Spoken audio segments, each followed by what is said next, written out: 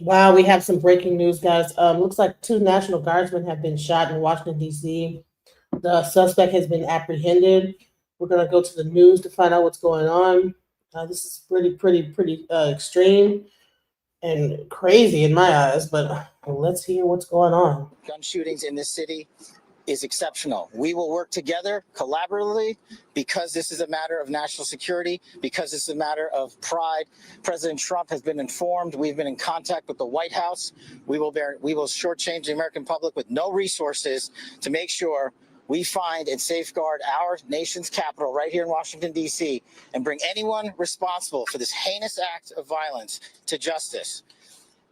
I would lastly like to add to the American public and the world, please send your prayers to those brave warriors who are in critical condition and their families. They are here serving our country. They are here protecting everyday Americans and citizens around the world in our nation's capital. They are the heroes of this day, and we must remember them on this day and every day, and their families and the sacrifice they have made. I will now turn it over to Chief Carroll of the Metropolitan Police Department. Thank you. Good afternoon, everyone. My name is Jeff Carroll. I'm the Executive Assistant Chief here at the Metropolitan Police Department. At approximately 2:15 this afternoon, members of the D.C. National Guard were on high visibility patrols in the area of 17th and I Street Northwest when a suspect came around the corner, raised his arm with a firearm, and discharged it at the National Guard members. The National Guard members, there were other members that were in the area. They were able to, after some back and forth, able to subdue the individual and bring him into custody. Within moments, members of law enforcement in the area were also able to assist and bring that individual into custody. At this time, as the director mentioned, the National Guard members are being treated at a local hospital. DC Fire and EMS responded to the scene to provide first aid for those individuals and transport them to a local hospital.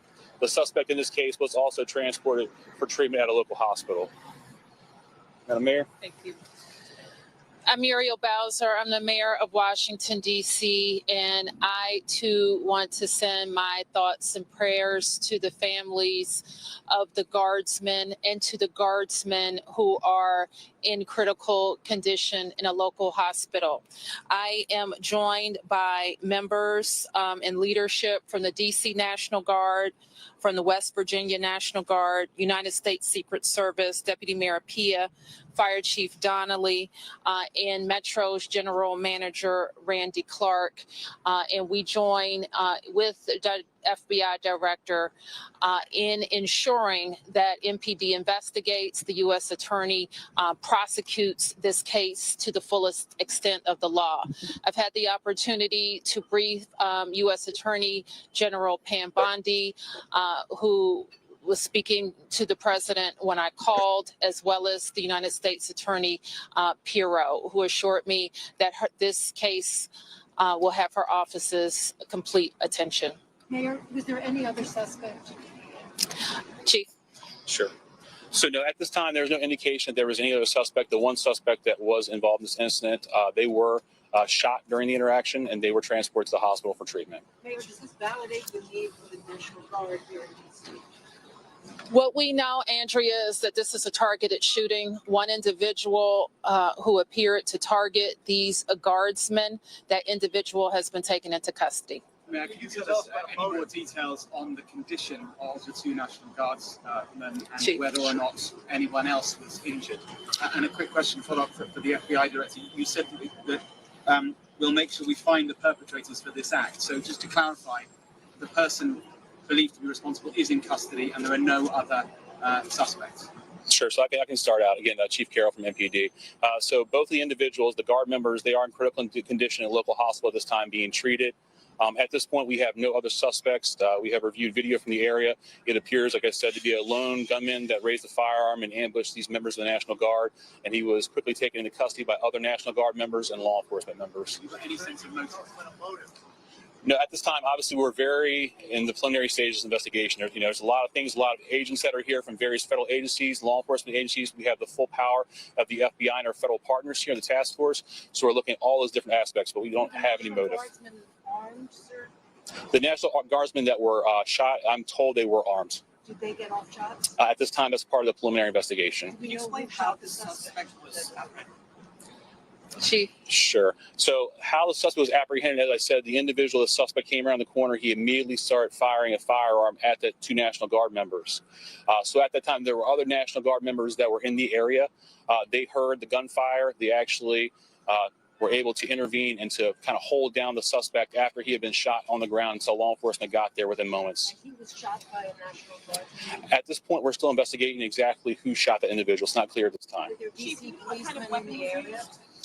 We don't know what kind of weapon. There was DC police. It happened right in front of the Metro, although there is no indication that the perpetrator was on the Metro. So there's Metro Transit Police in the area, and obviously being on 17th Street by the White House, Uniform Division of Secret Service were in the immediate area as well. What kind of weapon the alleged perpetrator used? We do not know at this time. It's still under Thank you, investigation. Andrew. We're going to be able to take a couple more. Have you been able to question the suspect, or is his condition so severe that you haven't been able to have a conversation? Sure. And so as I said, we're very preliminary in the investigation, so we're looking into all aspects of who the individual is, his connections. At this time, he's still in the hospital receiving treatment. And I would just like to add, the reason that this suspect is in custody is because of the bravery of the men and women of the National Guard who responded due to their extensive training to secure American lives today. There was not any further injury and any further shootings. We should highlight the fact that the men and women of law enforcement. At Replit, we believe everyone should be able to create software without limits and without knowing how to code. Great precision today and prevented an even greater tragedy from befalling us. These National Guardsmen are heroes, and we must pray for their safety and their speedy recovery. And as the chief said, we are in the preliminary stages of this investigation. We will run down every single lead, every piece of evidence. This is the power of the U.S. government at its best at the state, local, and federal level. That is why this interagency group is standing behind us to assure America and the world that we will continue to keep D.C. safe. And thankfully, we have Metropolitan Police Department, the National Guardsmen, and federal agents, and the Department of Justice and Attorney General willing to prosecute the mission to keep Americans safe. And President Trump has rightly stated that this heinous act will be investigated, and he has thanked the National Guardsmen and women and the men and women of law enforcement. Thank you. Sir, Thank you. Did the The suspect say anything at the time? Why did the West Virginia governor say that they? Chief, was anyone else shot besides the two? Have the families been notified? General, what about the? Okay, so I'm sorry for the impromptu jump on. I had a bunch of people on X reach out to me, and I'm like, I don't have any words. I don't know what the hell is going on. And that press conference, probably the same as you guys, didn't really clear much up. It actually made things a bit more confusing. Here's why. Everybody at that press conference just said that the people were shot, but not dead.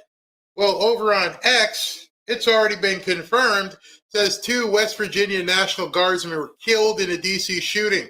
The shooting happened at 17th Street, and as you just heard.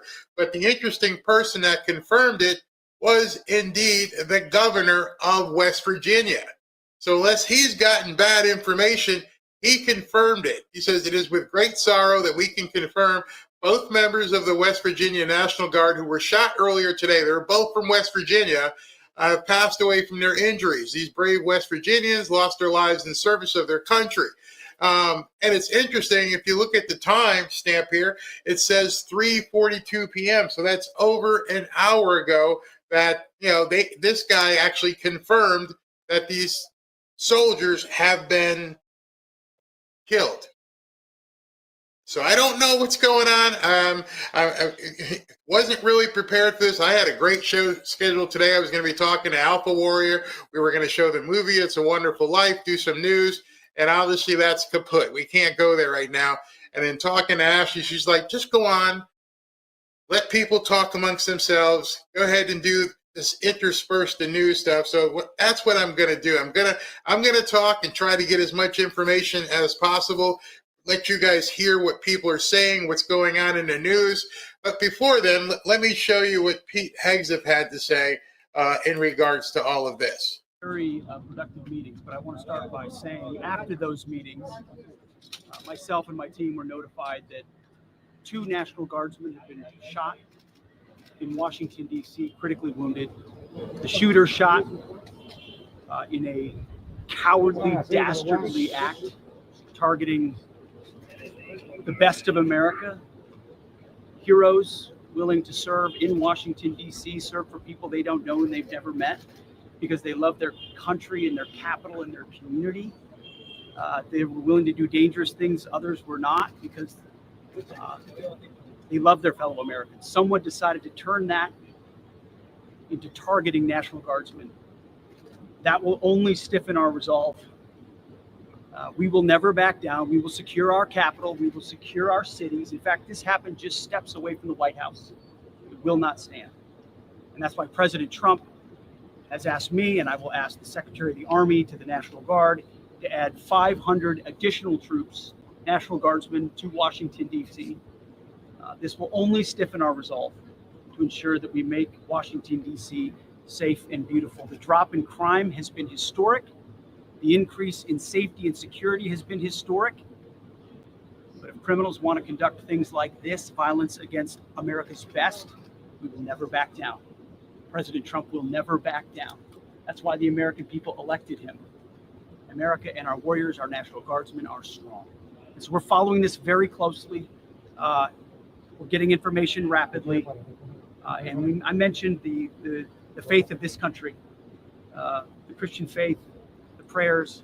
I would ask for prayers for our National Guardsmen. Excuse me, Mr. Preach. Appeals to heaven for our National Guardsmen, for their families, on bended knee as a War Department, as a nation. Excuse me. We will never back down. Excuse Nobody think about them right now. Venezuela. We had a couple of great, productive meetings with the President and Minister of Defense here, where we are dedicated to the counter-cartel effort here. Criminality knows no boundaries, whether it's the United States of America and Washington, D.C., or it's the Caribbean and the Western Hemisphere. We are going to go after narco terrorists. It will not stand. Our borders will be secure, whether it's the Dominican Republic or the United States of America, and we look forward to working with our partners to make it happen. You know, President Trump believes in a clear principle: peace through strength. You get peace by being strong. And if you're a narco terrorist who wants to bring drugs to the United States of America, we will find you, we will fix you, and we will finish you, because we have all the rights in the world. We've got lots of attorneys and lots of intel analysts, and we know exactly who we're targeting and why. If you're involved in that conduct, we will kill you. It's that deadly serious because of the poison that has made its way into the American public for far too long. President Trump is serious about it. We're serious about it. And we're proud to be working with the Dominican Republic, another country very serious about ensuring that cartels don't set the agenda. We do. Thank you very much. It's been a great series of meetings. Thank you very much.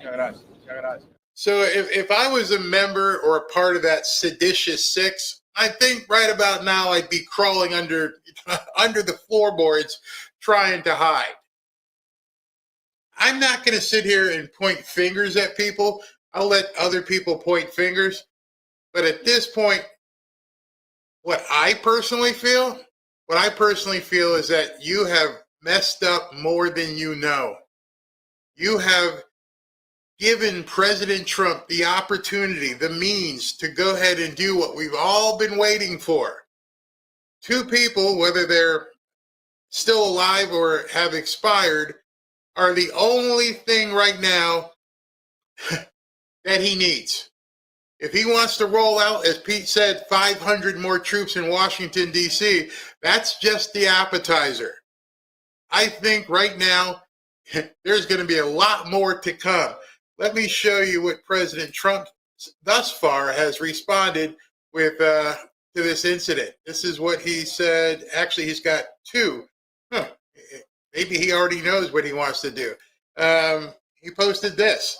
The animal that shot the two National Guardsmen with both being critically wounded.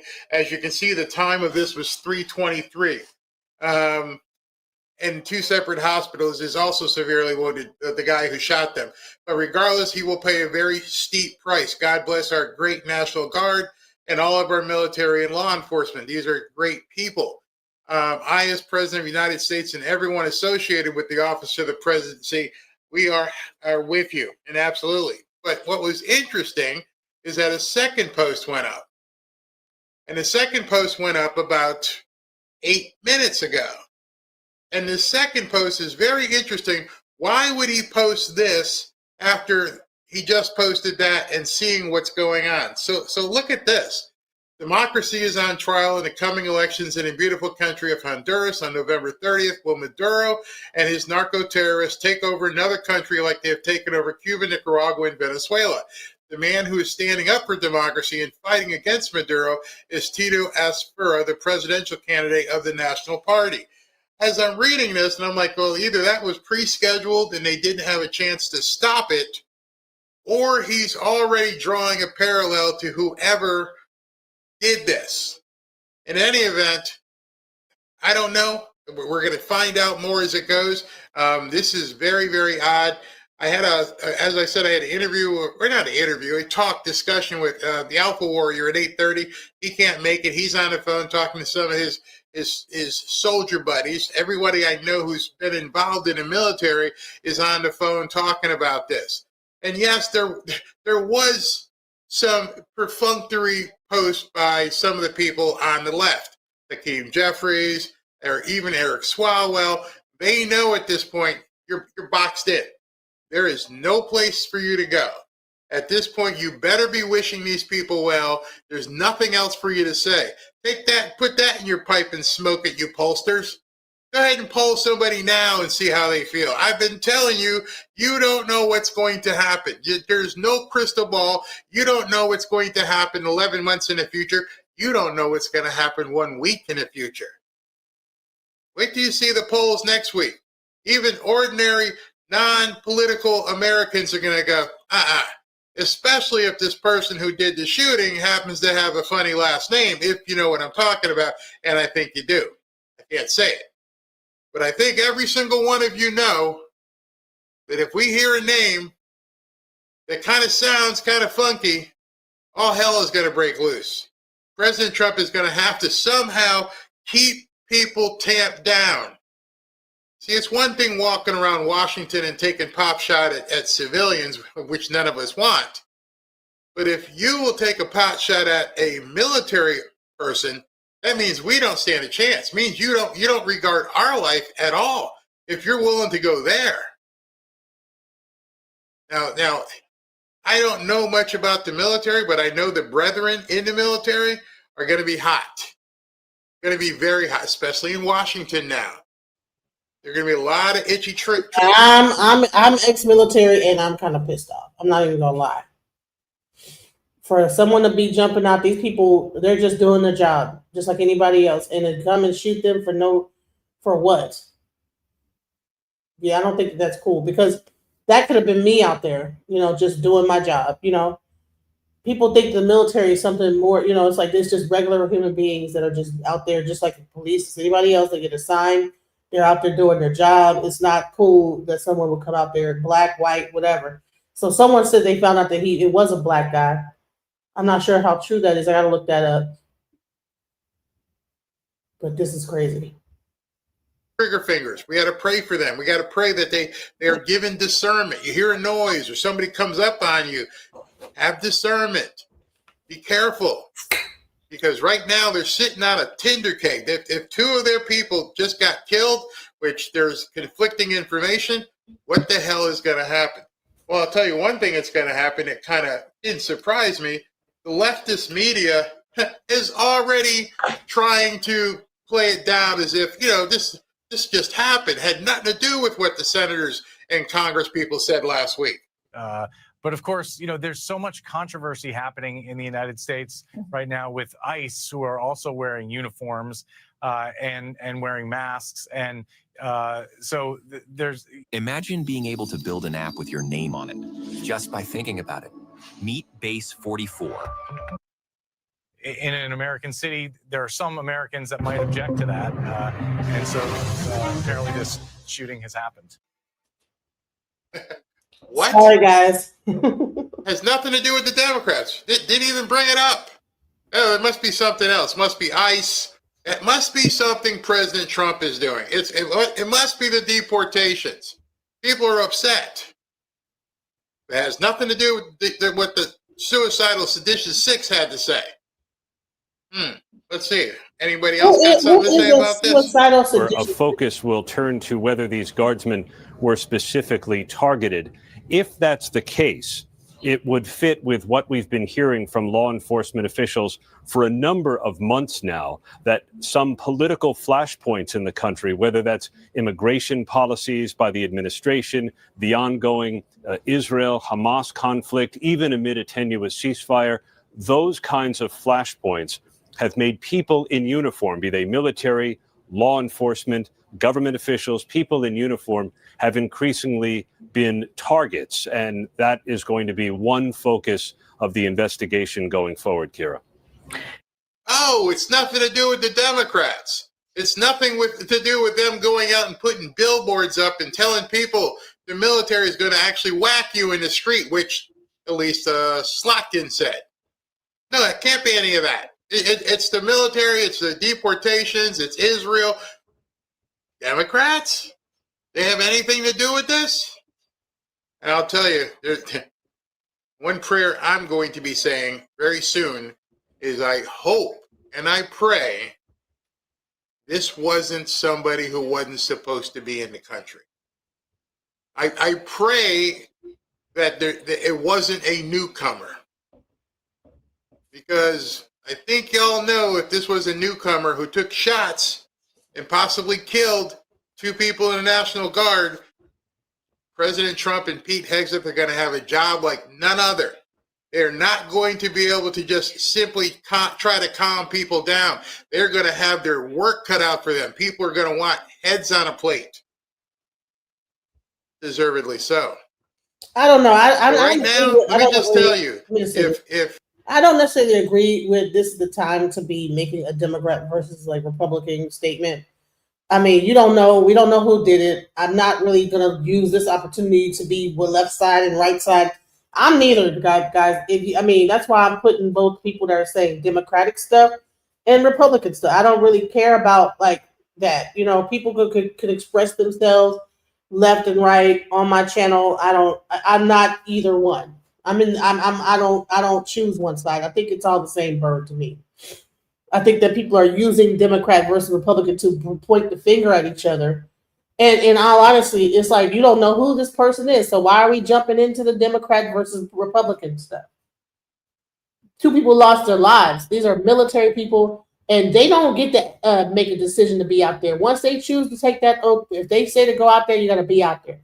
These are people's children. These are regular human beings that chose out of college or high school to go to the military to serve the country, for whether it be for the GI Bill or whatever the reason why. And 2 of them just got shot today. So this is not the time to be talking about Democrat versus Republican.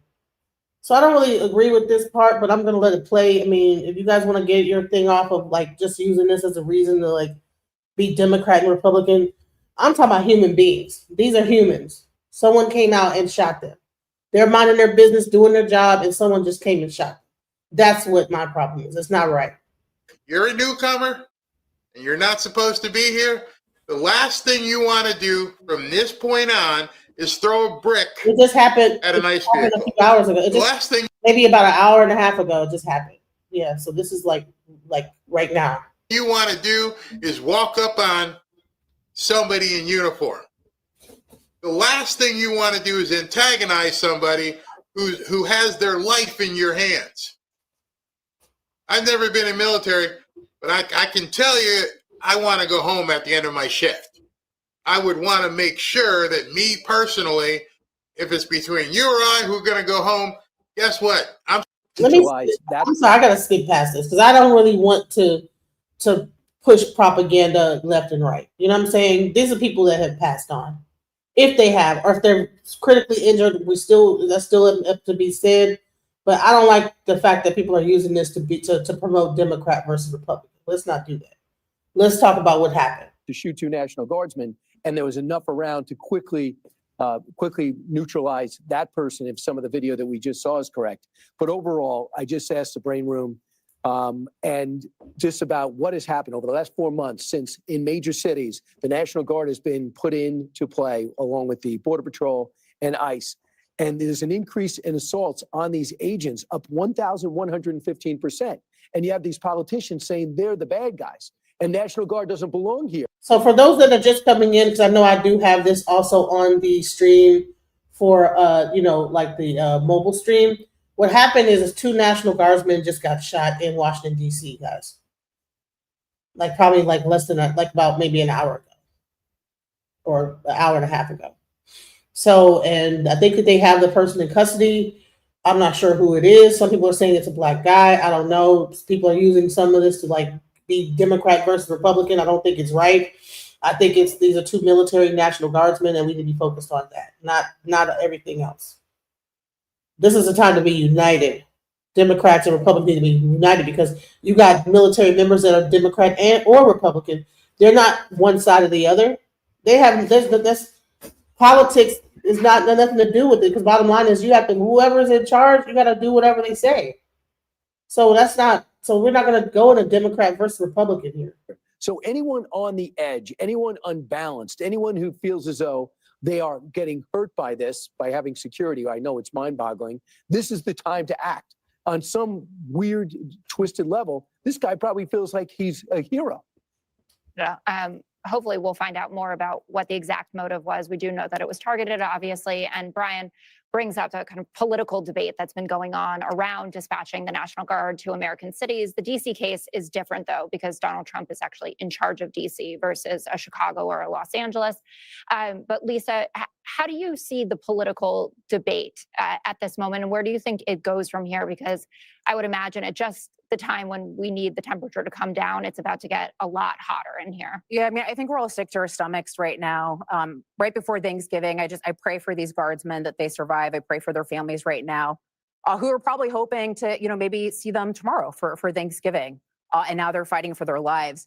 I mean, look, the whole reason President Trump federalized the DC police and deployed the National Guard was because we saw a series of high-profile crime incidents in Washington, D.C. You had 2 Israeli embassy staffers executed in cold blood. You had a congressional intern murdered. You had a Democrat member of Congress, an armed carjacking that happened to him. Senator Rand Paul had a staffer who was stabbed. So that's why President Trump ended up federalizing the DC police and also deploying the National Guard. But it's also soft on crime policies that have been led by Democrats in places like Washington, D.C. And I'm sorry, but I'm angry because I'm tired of those enforcing law enforcement having targets on their backs. And you can go back to Ferguson in 2014 with the whole hands up, don't shoot lie with Michael Brown that, by the way, President Obama helped push, that sort of appended our criminal justice system that turned criminals into victims, victims into criminals.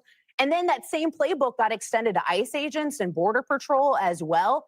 They were called the Gestapo. And then now some of these officers and agents have bounties on their heads. Secretary Noem has told us to be kidnapped or to be murdered as well. We saw attacks and attempted assassination in Dallas. And I'm sad because we're being told now that this was a targeted attack against the National Guardsmen. So now is that same narrative being applied to our national? Listen, I am ex-military. Okay, so this to me, it hits home because I understand who joins the military, and you might have you could tell your kid to join the military. It could be anyone in the military that decides to be the National Guard. So, this is not a left versus right. This is a human being that is working his job, and someone comes and shoots them for what? So that they could be on the news and create like whatever drama this is. And I think they might have killed them. And these are just regular people. They're just doing their job. Someone said go work and patrol Washington, D.C. downtown. There should be no reason why a person that actually is supporting trying to keep the streets safe is getting shot. For what? And he wasn't shooting nobody. It wasn't like a shootout. He just walked around the corner and somebody just shot him. So I don't think that's cool to just target people and do that, especially the military, because they're that's just not right. I don't care. It's not about left or right. It's about humanity, and you might not agree with the military, but a lot of us, I'm ex-military. So I don't like there needs to be something done to, I don't even know what could be done, but this is not a left or right issue. This is military versus some random person that decided to take someone's life. Guardsmen as well. So I'm sorry, it's disgusting. We do need to tone down the temperature, but we also need to be honest, and we need to stop, or those on the left need to stop putting a target on the people who put on a uniform or put on a badge to protect our nation and our communities. Jimmy? At the risk of oversimplifying this, and I'm kind of embarrassed to have to say it, if you don't agree with what a president's doing, you're not supposed to shoot, you're supposed to vote. Okay, that's what this is all about. There's been this slandering of men and women in uniform. We're a week removed from Melissa Slotkin saying, you know, these guys might get nervous out there and start shooting at civilians. And the idea that they've been portrayed as Gestapo and everything in between, again, I don't want to have that nasty conversation, but you can't avoid the fact that these guys got shot in the same week that we were just told they might be condemning sedition, you know, and there's been all kinds of terrible things going on. So my frustration is everybody telling you they're trying to protect this democracy has kind of upended the will of a president that people voted for this. The troops are breaking recruitment numbers right now because people support this agenda. The people who don't have slandered the people in uniform, they're getting shot. The whole thing just disgusts me. Listen, guys, I just want to say this, you know, there is a lot of like anger going on. But the first thing I hear the president say is he brings about like talking about Dominican Republic and Cuba and the I don't even know, he's talking about the what's the people called, the cartel and all this stuff. And it's like you haven't even figured out who the person is yet. So as much as we want to say, it's like people are already just jumping on this to like, just like when Charlie Kirk, people went into the black colleges and started like rioting or doing something over there. Until we know exactly what's going on, people need to chill. Now then they can spout their rhetoric. I don't think it's right that we're just spouting rhetoric. We don't even know the details of who it is and why. Some people are saying it's a black guy. I don't even know. I gotta do some research. If anybody knows, I'm gonna drop the link. If anyone knows the details on where I can go to find that information, I just got this information now and I decided to come up. If anybody wants to come up and that knows a little bit more than I do, I just saw it and decided to go live because I think this is, you know, me being an ex-military, I could only imagine I could have been told to be out there and I could have got shot. Anybody could, you know, your kids go and join the military, they might just want to like cut down on college. You know, the National Guard normally are the people that are just like working on the weekends. They're not like true like military that goes out to war. These are like the ones that are kind of like, you know, they might serve on the weekends, you know what I'm saying, for X amount of time. They might go and do a little bit of like, you know, go and do some exercises and they just kind of get deployed to, normally they're just to help situations.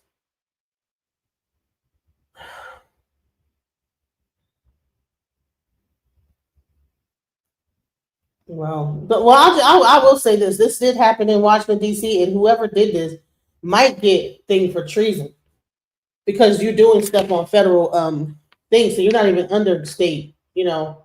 He's not going to a state penitentiary. He's going to a federal. This is a federal crime, and he might actually, whoever this person is, might even get the death penalty.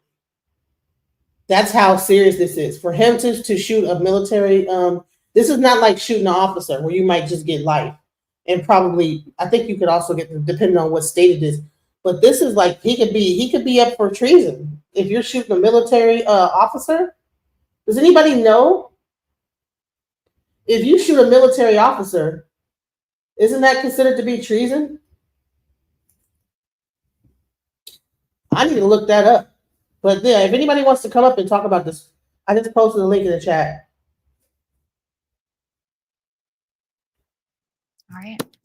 There is more to come on the horrific shooting of 2 National Guard members in D.C. after this.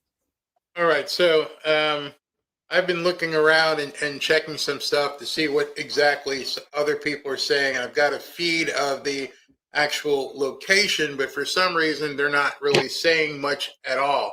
So in this regard, let's just go ahead and see what you guys have to say because, I mean, this is absolutely horrific. And what do you guys think? What signed up for? They are telling marketing, sales, HR, anything. Network like NordVPN, support services. Who are they? So that see them. The video wasn't great. It was from Lord and Taylor or one of those, department stores up there. Yeah. We had so many false leads. Nobody went home. People were sleeping under their desks. You got to try to ID that person, and social media could be the key. But once you have them, the social media is going to be crucial. And can we also mention the fact that this is actually happening in Washington, D.C.? There's people that work downtown There's people that work downtown, you know what I'm saying? So this is a whole live thing going on during working hours in the middle of the afternoon. So I'm sure that this is probably shut down a whole area where people probably are afraid to actually. You live in DC. Do you know what's going on? Remain confident. Can you come up and give us like a rundown of what is the like? What is the thing of people? People that know what's going on.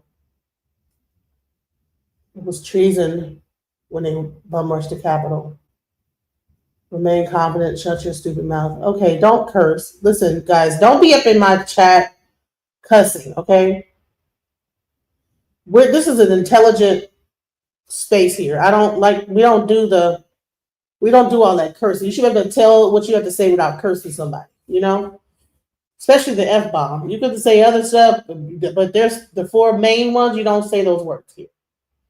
You should be able to respect it. Just make it abbreviated. If you want to say it, don't spell it. Don't say the whole thing. Put the letter, the first letter. But don't just be up in here cursing and stuff. You gonna get my thing flagged. I might even already get flagged because I'm showing Fox News stuff. But I mean, this is an important enough story that I don't really care. This is really important. But I mean, I hope someone comes up that's in DC that probably knows what's going on. I have some friends there, but it's still the middle of the day, the end of the workday. I don't want to bother them with anything, but yeah. Let me see if I can find out some more details on somebody other. National Guard. Let's see. Yeah, at the same time, there's like a whole Congress thing going on that's saying that there's like an impeachment thing going on. So I mean, I don't know. Maybe this is to like take some of the information off of that impeachment trial thing going on right now. Because I'm imagining anyone that was in that building probably had to get evacuated. So it might be, you never know what really might be happening. Let's see what these guys are saying. Maybe they.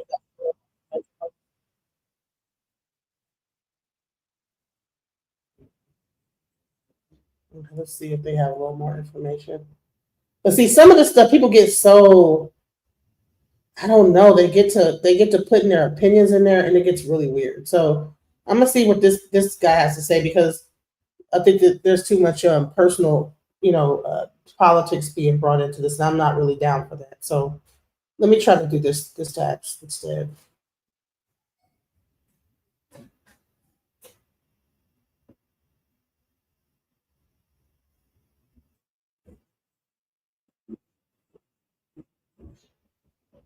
Yet at this point, I would suspect they are, once they identify him positively, they will obtain search warrants for wherever he is staying, wherever his home is, and perhaps expand those out, given what information they receive. Thank you so much for that. You stand by as well. We have new information. I want to go to CBS News Homeland Security and Justice correspondent Nicole Skanga. Nicole, you have confirmed some new information via sources. What can you tell us? I've been speaking with senior law enforcement officials.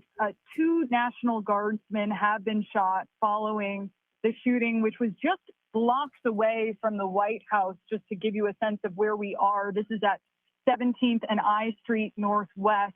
Our cameras watched as members of the Metropolitan Police Department, DC Police, distributed CPR to at least one of the victims.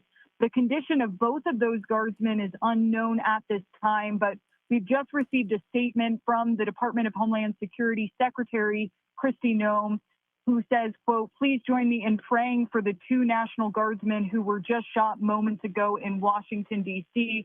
She says that Homeland Security is working with law enforcement to gather more information. In addition to that, Lindsay, senior law enforcement officials tell CBS News that at least one suspect who allegedly opened fire on those guardsmen has been injured and was transported in an ambulance to a DC area hospital.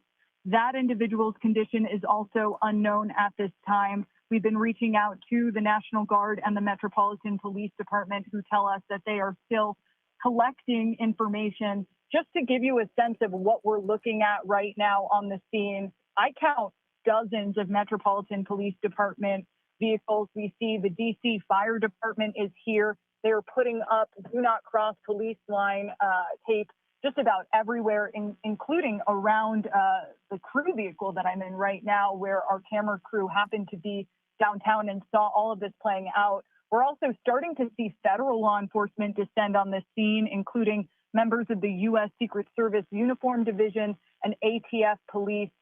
So just an absolute swarm of both local and federal law enforcement right now as this scene continues to play out and as new details continue to come in. So Nicole, is the condition of both of the National Guardsmen who were shot unknown at this time? At this point in time, their condition is unknown. We do know that both of them were shot. We're waiting to hear more information about just how many times each members of the National Guard were shot. To sort of give our audience more context, both members of the National Guard were part of a law enforcement task force, a DC crime task force, which began back in September. It was part of the president's initiative to make DC safe and beautiful again, and has been carrying out arrests across the District of Columbia. So these two National Guardsmen, part of that delegation, and we're told that we should expect a statement from the National Guard, possibly with more on their condition in the upcoming hours, but we have not received that confirmation just yet. We did. So it looks like Trump has also, he just ordered 500 more National Guard troops into DC. We have a war kind of a government, So what do you think is going to happen when you do something like this? Of course. So now you're going to have more National Guards, 500 more. 500 more National Guards are now going to be sent down to Washington, D.C. And who knows if this is going to, and look, these people look at how and you know what? Someone did say something. This is bad news, and tomorrow it's Thanksgiving. And you can imagine how sad and inconvenienced thousands of people feel. What about the families of these National Guards? They're going to have a hard time enjoying their Thanksgiving. That sounds superficial, but right before a time of coming together and joining as a family, this type of thing happens, and people want to make it into Democrat versus Republican. How cold can we be? This is like people's lives. This is these are human beings. They're just there doing their job. And now Trump is going to take 500 more people from probably being able to do Thanksgiving. Now they got to get deployed into Washington, D.C. and spend that time away from their family. These guys were already from West Virginia. You know what I'm saying? So there is more people that's about to be taken out of their normal situation and put into this situation. But, hey, whatever. People, Democrat versus Republican. Let's make it about that. Okay, let's go. Did witness as first responders with Metropolitan Police distributed CPR to at least one of those guardsmen, and it appeared very grim, but at this time we've not confirmed anything regarding their condition. And Nicole, you had just mentioned the context of that operation to clean up crime in Washington, D.C. Do we know whether the guardsmen who were shot were a part of that operation, or would they normally have been patrolling this area? My understanding, based on conversations with senior law enforcement officials, is that those members of the National Guard were part of this larger operation, and as such were patrolling the streets nearby the White House. We're very close to Lafayette Park, sort of on the other side of the North Lawn. And so we're just blocks away from the White House.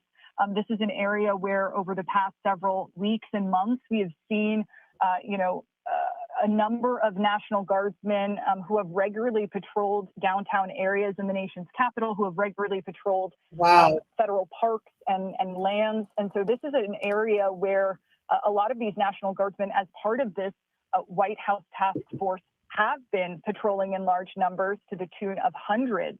And this operation, we know, was. And listen, let's be honest. These people probably were just kind of relaxed. They probably were not on high alert. You know what I'm saying? Because DC downtown in that area is not a dangerous place. You might have homeless people, but I think they got them all out. You know, I don't think they're down there. They used to sleep and camp out all in downtown, all where all that, you know, right next to the Capitol. You'd see homeless people lined up on the fence right outside the building. You know, you come out, go to the Washington Monument area, it'd be homeless people living, you know, just crazy. But I think they got them out of there. I'm not sure, but that area is not a dangerous area. So it's very odd that something like that would happen. I think everybody know where to do their nonsense at, you know, usually in Southeast, in like the hood areas of DC. For that to happen in that area with the National Guard, do you understand how significant this is? People are saying it's not that big of a deal, but I'm like, no, this is a big deal for a shooting like this to happen in that area. You know, and I'm sure you know, there's no way he was gonna ever get away with it. Whoever did it, and there's cameras all the way up and down that whole area. You know, so he was never gonna get away with that. Yeah, I don't know if they're still at Union Station, but honey, they was all throughout down to right next to that Capitol, right? I mean, just lined up. I mean, just crazy, you know. So, but DC, I don't know why. I was homeless when I got let out. I was homeless for a little bit. The military it's easy to become homeless coming out the military. It's almost like getting let out of prison. You might be struggling for a little bit. Expected to continue at least until February. You know, federal law enforcement working alongside state and locals, working alongside the National Guard. And so our understanding is those two individuals were part of this larger operation. And again, at this time, our understanding is at least one suspect was driven to an area hospital in an ambulance. So presumably police are learning more just about what was behind that. And So at least one suspect. So they mean there might be more than one suspect. So you have to listen to the news and how they word things. You know, why are they saying at least one suspect? Does that mean there's another suspect? You know, sounds interesting. Like there was more than one shooter. have identified at least one suspect in this just horrific scene. Nicole, stand by if you can for anybody who is just joining us to catch everybody up to speed. We are following this breaking news out of Washington, D.C. Our CBS News Homeland Security and Justice correspondent confirming through senior law enforcement officials that two National Guardsmen have been shot at 17th and I Street Northwest in Washington, D.C. This is blocks away from the White House. We know, we believe that both of their conditions are unknown at this time, and that a suspect who allegedly opened fire has been injured and transported to a local. With Monday.com's intuitive work management platform, you have the power. Not IT, not admins. Your Man, y'all gotta like has been listen. briefed on this. DHS Secretary Noem has put out a statement saying, please join me in praying for the two national I know I gotta pay my premium, my YouTube premium, y'all. So please forgive me for the ads. Guardsmen who were shot just moments ago. We are working to gather more information on this. Of course, we've reached out to the National Guard and Metro Police. I want to bring back Kirk Burkhalter, if you are still with me, because you have a law enforcement background and you can tell us a little bit more of the heightened state in our country right now. And obviously, we don't know if law enforcement were targeted because of what they were doing as part of their assignment. And Nicole Sganga believes they were a part of this larger deployment of troops to Washington, D.C.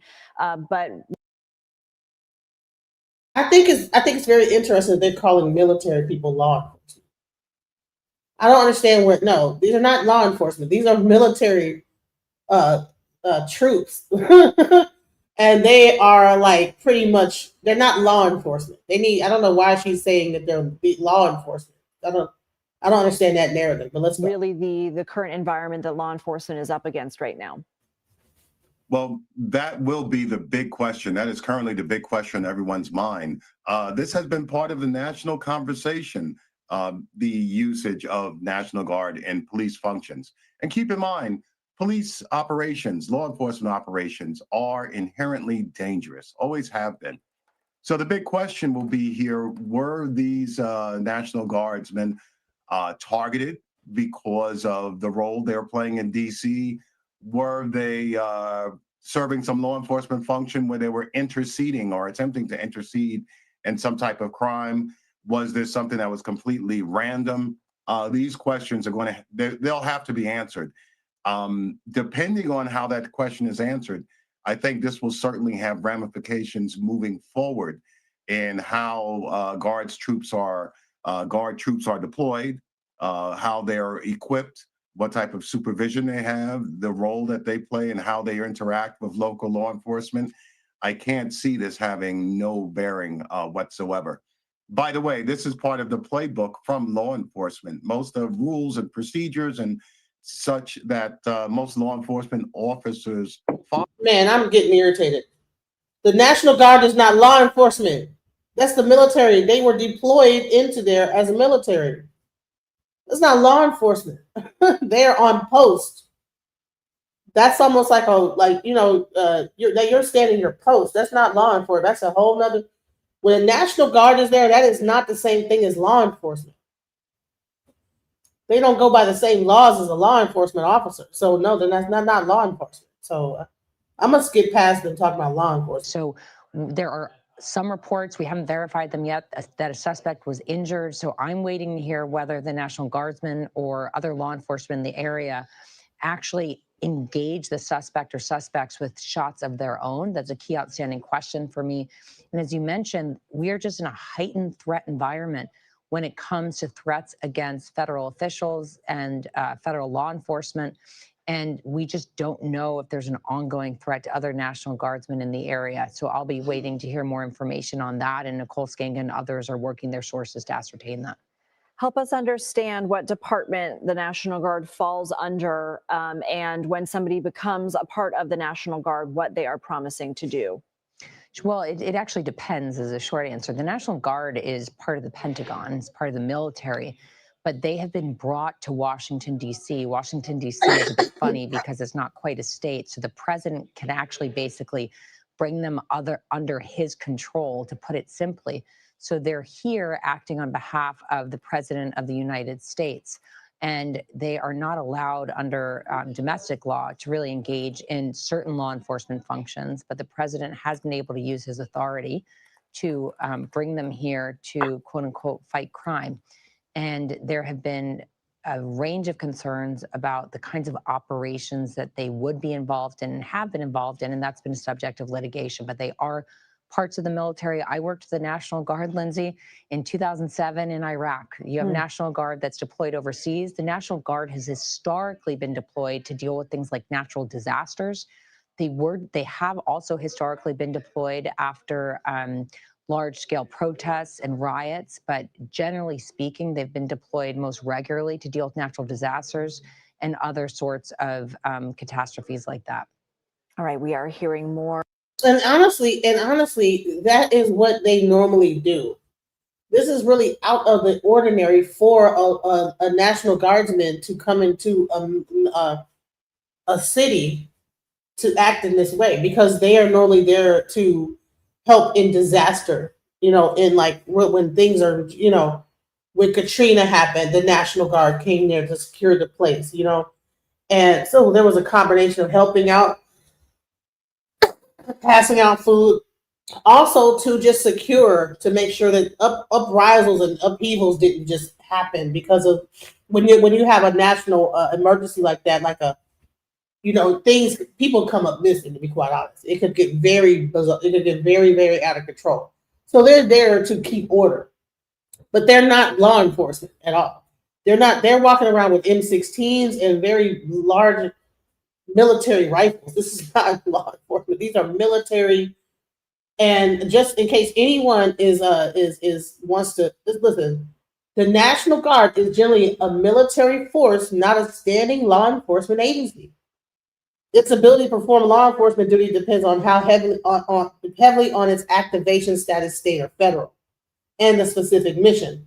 So they are in a federal capacity, operating to maintain a certain level of order, but they're not law enforcement. They have completely different. They can apprehend a law enforcement officer. they're in a whole nother level than law enforcement. If the police, if they can get into it with, if the police start acting up toward them, they can execute force on them. You know, so this is not the same thing as like a law enforcement thing. So I don't know why they keep trying to frame this as a law enforcement thing. From our CBS News correspondents, and we know that according to senior law enforcement officials, the suspect, as we've been reporting, was injured and is in custody in the hospital, and that at least one of the National Guard soldiers is very seriously, critically injured. So, Kirk Burkhalter, if you are still with us, if I can ask you, at what point does law enforcement go in or wait to try and question a suspect, obviously depending on, I'm assuming, the level of injury that person sustained? So first and foremost, this suspect is in custody. So if law enforcement wants to question him, which would be an interrogation, they'll have to read him Miranda. And he has the right to not answer questions and to have. Do you know why they're not law enforcement? Because in any other situation, if this would have happened, when they apprehend this guy, he would go to a military situation and be questioned as a prisoner of war. He wouldn't go to the Washington, D.C. Metropolitan Police Department and get locked up, which he is going to. But you know what I'm saying? If it was like a law enforcement, like they were really acting as law, like if they were acting in their full capacity, that person that shot that person would not go to it would not go to the DC police. It would go to Panama, or, you know, wherever the military sends their people. You know, it wouldn't go to where he. And if that happens, maybe I'm wrong, but I don't think that's. Does anybody know? Maybe I'm wrong. Does anybody? Okay, John Doe, can you come up here and tell? Because you're saying it. Okay, someone says, okay, that's not true. There's something called the Incident Command System, which allows multiple jurisdictions, fed, state, and municipal, to address an incident without superseding their authority. Okay, well, I might be wrong, but I'm just saying is that from what I know, being in the military, you know, if they apprehend you, you're not going to go, it's going to be a whole nother, you know, because think about this, you go to Iraq and you apprehend somebody. Do you go to an Iraqi prisoner, or do you get collected over into their thing, where they capture their people at? I don't know. So, but I mean, he says you are wrong. Okay, I don't know. But I mean, I can look it up. Title 10. Okay. Yeah, that's what I'm thinking.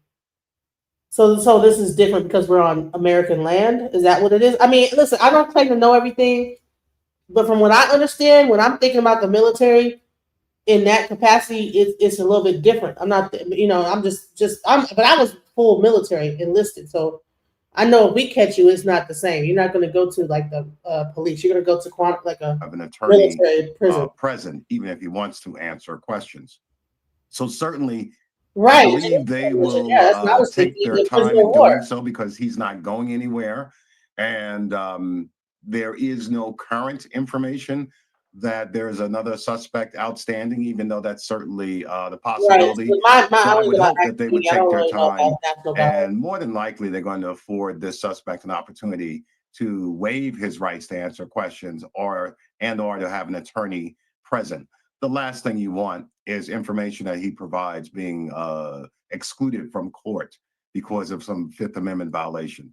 So I would suspect this is not going to happen within the next 5 minutes or an hour, unless, of course, the suspect makes a spontaneous utterance and just blurts out a few things. I would suspect they're going to proceed slowly.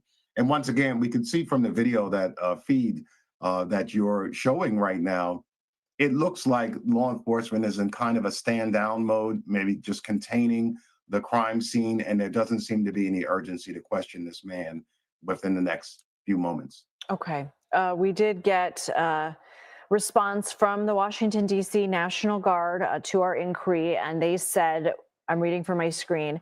We're aware of the incident and we are working closely with the Metropolitan Police Department and other law enforcement agencies. The health and safety of our service members is our top priority as we continue to support the citizens and visitors of Washington, D.C. Sam Vinograd, if you're there, can you pick up on what Kirk was telling us, and that it appears that I'm looking off to video off the side of my screen here, that they appear to be in a standby mode and there doesn't seem to be an imminent immediate threat to the public. And so that questioning of the suspect in custody may not happen, in Kirk's words, the next 5 minutes or the next hour, that they might take a slower approach. Well, I think it certainly does look like the scene is stabilized and contained, the immediate scene of the incident. I can't really comment on when and how they will interview the suspect. I think part of that depends on the suspect's condition. And there are just so many varying reports about that now, whether the suspect asks for a lawyer. There's just a lot of hypotheticals here right now, Lindsay. I think the immediate focus for investigators and law enforcement, again, is understanding this individual's motive and reviewing footage and eyewitness accounts to ascertain whether the suspect acted alone or not. But the time frame for an interview is just going to depend on a range of different factors. Okay.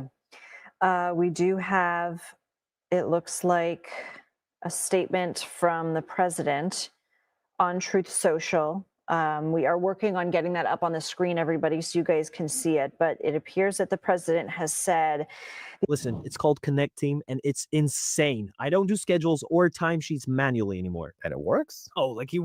Hospitals is also severely wounded, but regardless will pay a very steep price.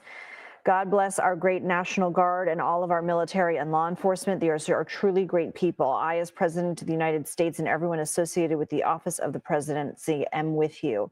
So the president there saying that the person who shot the 2 National Guardsmen is severely wounded and will pay a very steep price, and that the 2 National Guardsmen are also both critically wounded and in separate hospitals. Really just tragic news here a day before Thanksgiving, as many people look forward to spending the holiday with family and friends. Of course, there's often no holiday or vacation for those in law enforcement because their efforts are still needed to secure our country, to secure areas. This is, again, taking place very close to the White House, 17th and I Streets in the heart of downtown Washington, D.C. I believe that this is aerial footage here of the area where we have law enforcement on the scene. And according to the guests that I have with me, Sam Vinograd and Kirk Burkhalter, both Sam Vinograd being our national security contributor and Kirk Burkhalter, retired law enforcement, telling us it appears right now that this might be in a standby mode, that this scene, that there might not be an immediate imminent danger to the public. We do have a suspect in custody who is wounded and in the hospital. And we have 2 National Guardsmen, both critically wounded, who have been shot. Listen, does anybody know if this is treason or not? I did look it up, and it said, so if they do some research and they find out that he's a part of a larger organization that wants to overthrow the government, this could be an act of treason, right? But I think that it's also a thing of like that based on what it's saying on AI, you know, and they're saying that shooting a National Guard member in Washington, D.C. I thought that because it is federal land, that it would be considered an act of treason. Because let me tell you, I had a friend of mine who actually was selling LSD, and he got caught with LSD, and they actually gave him an act of treason. Like, I guess because when people take the LSD, you know, it makes them start thinking whatever crazy stuff. So he actually literally got like charged with an act of treason, which like this happened back in like the 90s, you know. So I was thinking, okay, you shoot a National Guard member, it would be treason, right? No, it's okay. This saying it would not be considered an act of treason under U.S. Law 1-2. It would be prosecuted as a serious felony, such as murder or attempted murder. 1-2. Treason is a specific, narrowly defined crime in the U.S. Constitution, and it's only of leveling war against the United States, adhering to their enemies, giving them aid and comfort. A person committing an act described would not meet this definition simply by shooting a service member for the act to potentially. But this is a service member acting as, I guess what they say, law enforcement in that government capacity. So to me, it sounds like maybe I asked the wrong question. Someone give me the prompt to ask AI so I can get the right, or does someone even know in the audience? Is this considered treason or not?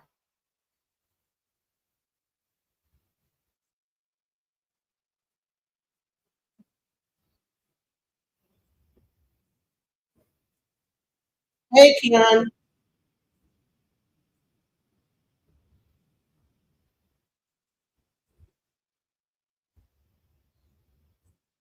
Were they on federal land, or were they? Because DC as a whole is federal land. You know what I'm saying? It's federal.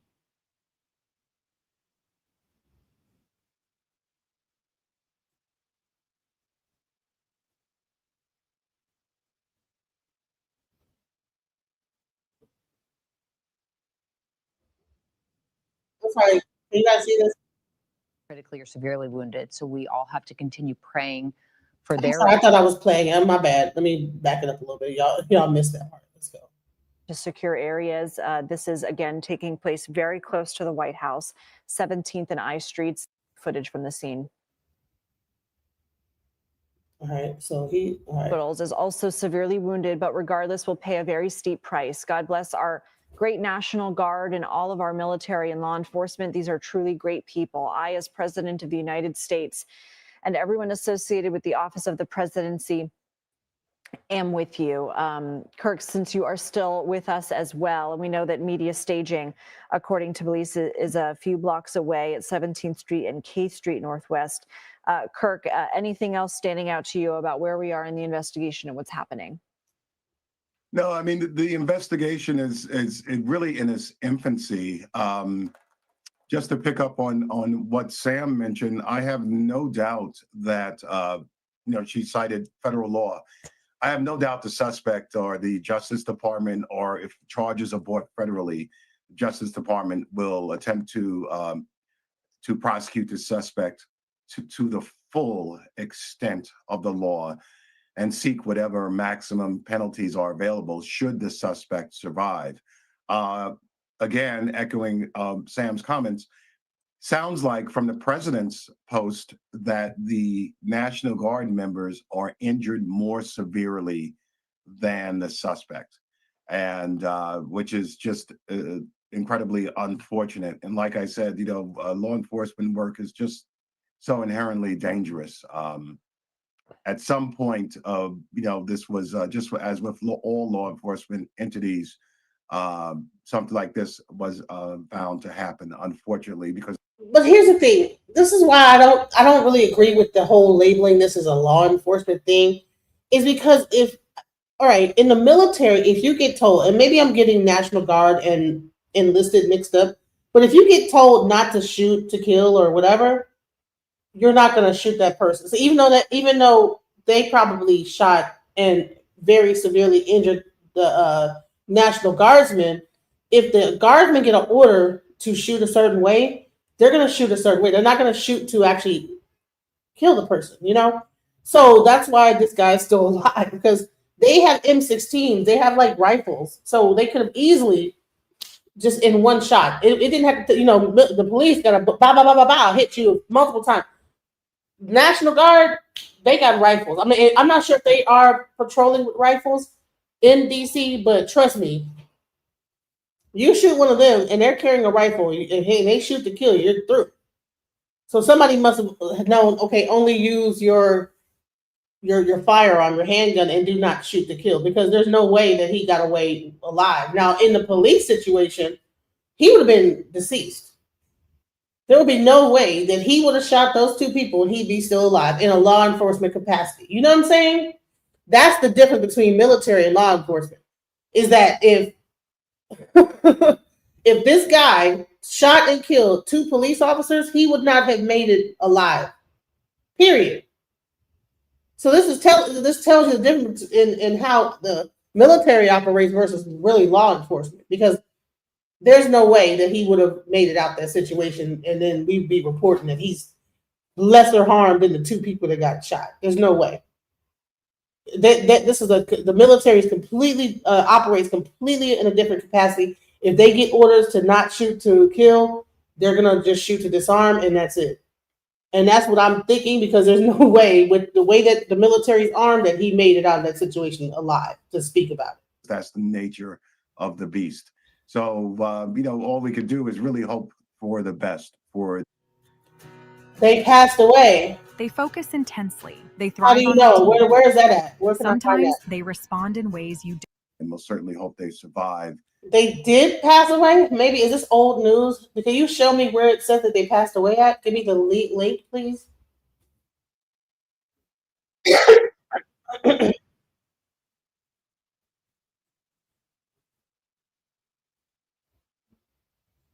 And hopefully we find out more about the suspect's motivation at some point in time.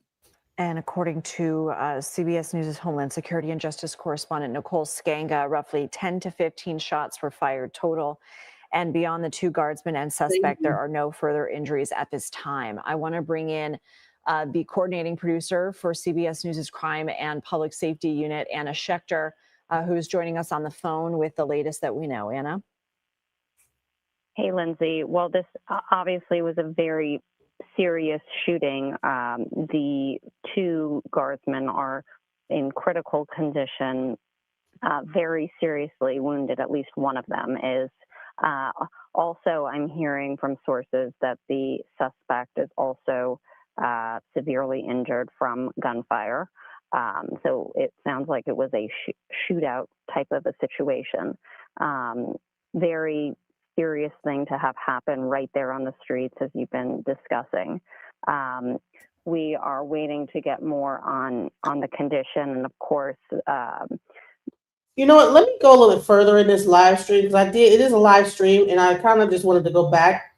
But maybe there's more information on whether these people are deceased or not. Let's find out. Sam Vinograd here with me at the desk. Anna Schechter on the phone. Thank you very much. We are going to continue with our rolling and breaking news coverage of the shooting 2 blocks from the White House involving National Guard personnel, suspect in custody, both National Guard personnel deployed from West Virginia in critical condition. We'll be back in just a moment.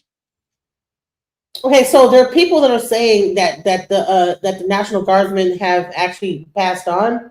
Does anyone know that for a fact? Because I don't want to give fake news. You know what I'm saying? So can someone? I'm gonna look too, but I'm trying to still play the video. So for people that are very unaware of what's going on, I want to still play it, but I just don't. I don't want to stop the information, but I do want to. Hold on, let me get back to it. I do want to find out what the truth, what the real, because the news sometimes is behind, when it comes to this, and I need to find out what the real feed is, where the real, because I'm going off of different people's feeds, and it might be wrong. Federal agencies, everyone's all on deck for this one. Yeah, absolutely. Everybody's on deck. I feel for the people in West Virginia who are currently on the highway, leaving food behind in their refrigerators and on their tables, and everybody there saying lots of prayers for them. But for the FBI, they're hand in hand with the law enforcement officers who are in town already. A murder that occurs in D.C. is also a D.C. jurisdictional, issue too. So there'll be federal charges and state charges if the subject remains alive and he's charged. For sure. And the most important thing is in the law enforcement team in the federal enclave of Washington, D.C., where I used to work, there are probably 20 some agencies there, and they all know how to work together. They have task forces that work together. So everybody's going to be signing out and working on their particular thing. And in the FBI's case, they're concerned about making sure that they create that federal nexus. We have a law enforcement officer who's federal, so clearly that nexus is already there. And then we're going to piece it together very carefully to make sure that we have a very, very Loctite law enforcement to the courtroom case where we have all the facts that we need in order to charge whatever we want to charge. Catherine, the West Virginia governor said that the 2 guards personnel died. They did not. They're in critical condition. The entire state of West Virginia and probably the entire country writ large praying for their continued ability to stay alive and medical attention, keeping them alive, and they're in the best possible place they can be for that remedy, which we all pray for. The governor then had to retract that. That's part of the difficulty in a situation like this. Sam Vinograd mentioned the imperative to be transparent but also in that effort to be transparent and rapid and to respond rapidly, you have to get your facts straight. And this one was a bungled misstatement of fact that sent shockwaves across the country. And its retraction put this story in a very different space, a much better space, and we are hopeful for those 2 Guard personnel. Right. So Any they are other in thoughts critical you have condition. about the limited set of facts we know? So let's be clear. They are in critical condition. They are not deceased, thank God. Hopefully they will still make it home to their family, that they will, I don't know if they got shot. Critically means that they probably got shot in a very critical place. I hope it wasn't in the head where they might be, disabled or whatever. I don't know. Hopefully they can recover. I don't know. But, this is really sad right before Thanksgiving. This is sad. And I'm not even a big Thanksgiving person. I don't really celebrate holidays, but to be quite honest, in this time of family and getting together, this is awful. I don't even know who would even put this thing together at this time. That's crazy. Before us. Yeah, I think that what you just mentioned is a kind of an example of why we really have to go and trust our law enforcement officers to gather the facts and then hold the press conferences. And I respect that politicians can do and say what they want, but you got to get the right information right, because you only get one time to do it. I would just add that, tomorrow, and you think about what we're doing tomorrow, there's a Macy's Day Parade, and tomorrow there are parades and other activities around the country. Law enforcement, rest assured, is reassessing right now everything that they're doing in fear and concern to protect not only the citizens in the United States, the people who will be at those parades, but also the law enforcement officers who are there to protect citizens. And you know what? I think it's another thing. That's why probably Trump is actually sending those 500 troops into D.C., 500 more troops, because there's going to be a parade. And Lord knows if this person is a part of a bigger organization. This was just the beginning to just show whatever. Who knows if they would have probably came out even harder during the Macy's Day Parade. So that makes sense. Yeah, we need more troops out there because we're not going to have a parade with our National Guard patrolling in a very low frequency and have more people attacking them, so makes more sense, makes sense now. And it's sad. It's sad that, in a situation like this, which is supposed to be a gleeful time for the family to get together, that people are doing this. And Catherine Nicole Skanga brought this to our attention earlier this hour. Fraternal Order of Police underscoring the rise in targeted ambush-style shootings of law enforcement, police, federal and otherwise. That's now, it feels, part of law enforcement conversation. Well, from what they're saying, so we have Narc owns truckers coach. Wait, if there's no crime, how did this happen? So it sounded like it was a targeted attack, which might be led by a bigger organization. That's why they're sending more troops into DC, 500 to be exact, because they're going to be having parades tomorrow and all type of stuff for Thanksgiving. And Lord knows, if one person is bold enough to do this, and you have a whole group of them that come out guns blazing, you want to be prepared. So it makes sense to me. You don't want innocent people trying to come to see the parade downtown DC to be afraid. But I'm sure that there's people going to be not as quick to come down there for that parade, and maybe that was the point. Who knows? Day in and day out, how to prepare, how to adapt, how to be more vigilant. Yeah, Major, great point, because I can tell you my data, it shows that if you look at the last 15 years, there's been a steady increase in law enforcement targeted violence. 1 out of every 7 incidents that we think of as targeted violence on the street, it actually is targeted against law enforcement, not necessarily people in a school or in a mall or at a house of worship. So that's very significant. Law enforcement has had to, especially since 2010, the numbers have gone exponential in terms of targeting law enforcement, and that has to be part of their preparation. They have to know that even if and this includes fire and emergency responders, if they get a call and they're going to a scene, they may be going to the scene so they can be targeted. And Catherine, do you have any experience or thoughts on the long-term efficacy of National Guard working in this high visibility patrolling system in urban environments? Because the FBI is there all the time, Metropolitan Police, whatever jurisdiction, always there, maybe county police are there. How about the National Guard? And does this in any way create a different kind of conversation about how useful that is, or does it create a potential of harm for the National Guard that may not have been anticipated at the front end of all this? Yeah, I think Good point. So John Doe says, I'm in DC. The Guard is posted mainly near critical infrastructures, fed buildings, train station, monuments. They aren't moving like stormtroopers. Real chill. This was targeted. So here's another question. So if you're in DC, here's a question. Are they walking around with rifles, or are they just walking around with their handguns? Because I'm wondering how this guy made it out of this situation alive. Because I know that, if this was the police and they had a clear shot, they could hit that trigger about 15. It's almost like they learn how to make their handgun into a machine gun. And maybe, I don't know, maybe the military don't know how to do that. I think that they do.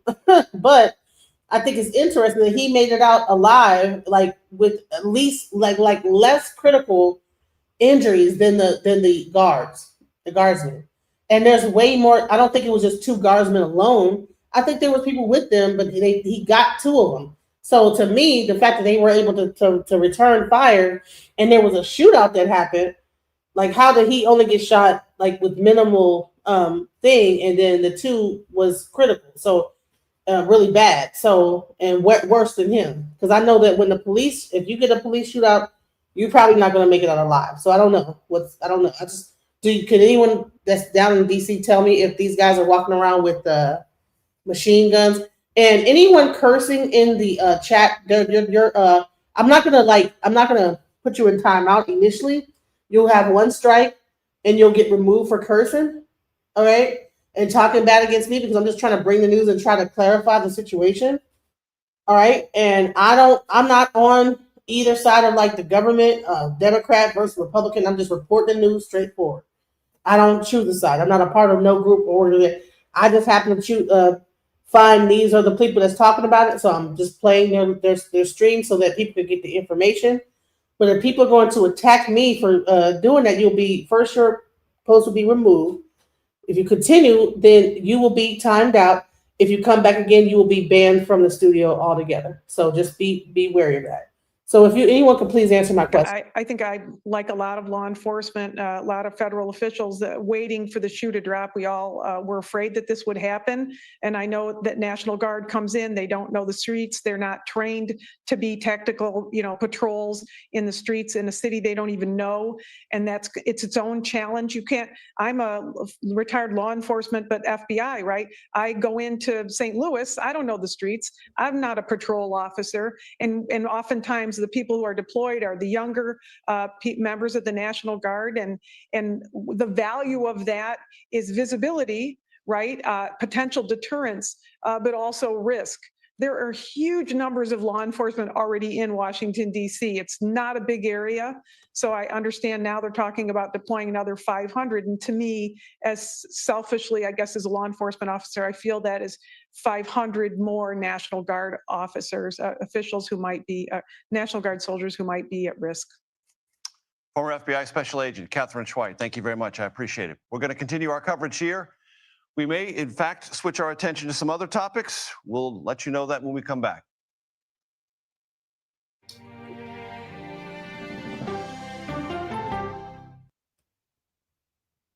All right, so that is what's going on with the situation with the National Guardsmen. So we have some people in the back in the audience that want to speak about the situation. So while I look at the next video, and Mommy Rico, that you're in DC, if you can hit the link, that'd be great. Anyone that's in DC, I would love to hear someone in DC to discuss, what's going on. LOL, this lady thinks National Guard is so dumb they can't navigate an unfamiliar city. No one ever said that. What are you talking about? All right. We have a very intricate city, more than any place, but we aren't having any deep issues with law enforcement at all. Yes, and this is a very targeted attack. That's what they're saying, that this is targeted, because that area in DC, I used to live in DC for 10 years. That area is mainly just peaceful people going back and forth to work, working for the government, working for different organizations, companies, whatever. You have the Capitol down the street from there. It's not a very like hype place. So for that to happen, these guardsmen probably were like in a more relaxed state. They weren't on high alert. So that's what I'm trying to like let it be known is that the people were not like in like no like so they had to come and attack them, and they weren't prepared for that attack. Right, they're gonna deal with it as such, exactly. We are watching the discussion news as it happens. That's what DJ just helping us do. Thank you very much. Yes, facts, exactly. So let's see what happened. So let me go back into the other thing I was watching. Excuse me. Let's see. I mean, at this point, I don't think there's really much more to really cover about this until we find out whether or not they live or, they pass. That's going to be the part that's going to be scary to find out is if these National Guardsmen pass on, that is really where the S is going to hit the fan. Tomorrow's Macy's Day Parade, that's going to be really serious. It's going to be a serious time for people to, they're going to be on high alert. So if I don't think these people are stupid enough to try to hit up a parade, but you never know. You never know. So there's still some people live discussing the situation. It's beginning to get dark out there, and police are still on the scene. So.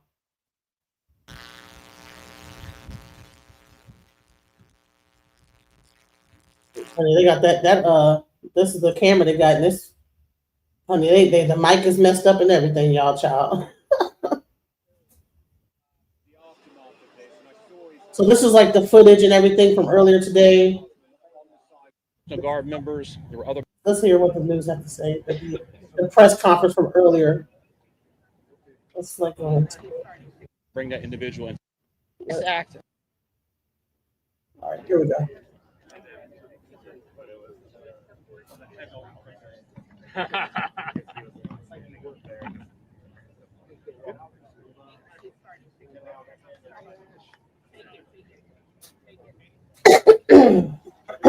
Oh no, it wasn't the libtards blaming Trump. Initially, everybody was blaming Democrats, and then so they are present but not aggressive. Of course, yes, because they already know if they really wanted to go, come on now. They're not trying to make America into a war ground, okay?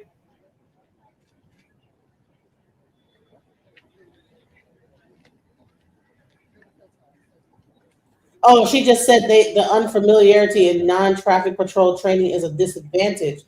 They're trained members of our Defense Department. I'm sure they'll manage just fine. Yeah, I would imagine that. Yeah, like let's not pretend like the military does not know how to go into a place and take orders and go Good and afternoon, do it. everybody. My name is Kash Patel, FBI Director. We're here to brief you on the tragic events that happened today at approximately 2:15 local time in Washington, D.C., where two of our brave members of the National Guard and the Department of War were brazenly attacked in a horrendous act of violence. They were shot. They're in critical condition. As you can see behind me, we have assembled the full force of both the federal and state and local law enforcement agencies to bring bear all of our resources to make sure we find the perpetrators responsible for this heinous act. And make no mistake, they will be brought to justice. Since this is an assault on a federal law enforcement officer, this will be treated at the federal level as an assault on a federal law enforcement officer. The FBI will lead out on that mission with our interagency partners, to include the Department of Homeland Security, Secret Service, ATF, DEA. And we're thankful for the mayor's assistance in this matter, the Metropolitan Police Department and their skills in investigating homicides and gun shootings in this city is exceptional. We will work together collaboratively because this is a matter of national security, because it's a matter of pride. President Trump has been informed. We've been in contact with the White House. We will shortchange the American public with no resources to make sure we find and safeguard our nation's capital right here in Washington, D.C., and bring anyone responsible for this heinous act of violence to justice. I would lastly like to add to the American public and the world, please send your prayers to those brave warriors who are in critical condition and their families They are here serving our country.